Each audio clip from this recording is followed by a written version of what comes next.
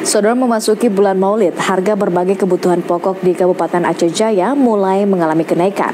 Pedagang mengaku akibat kenaikan sejumlah harga kebutuhan pokok turut mempengaruhi daya beli masyarakat.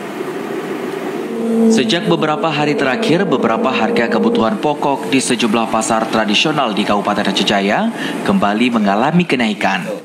Akibatnya, banyak pembeli mengeluh lantaran di tengah merosotnya ekonomi masyarakat.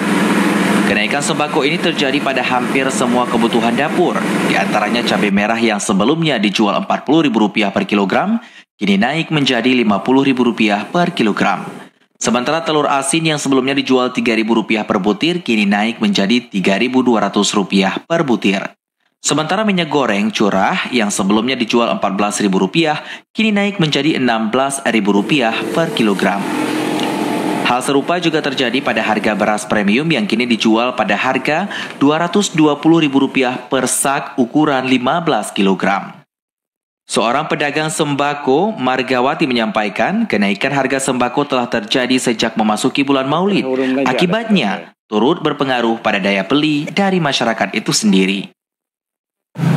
Lumayan naik. Semua naik. Telur naik, minyak naik, beras naik, cabai naik. Kenaikan harga sembako banyak dikeluhkan oleh warga karena perekonomian sedang merosot, bahkan atas kenaikan ini juga mempengaruhi terhadap pendapatan pedagang karena daya beli masyarakat mengalami penurunan. Dari Aceh Jaya, Musliadi, TVRI melaporkan.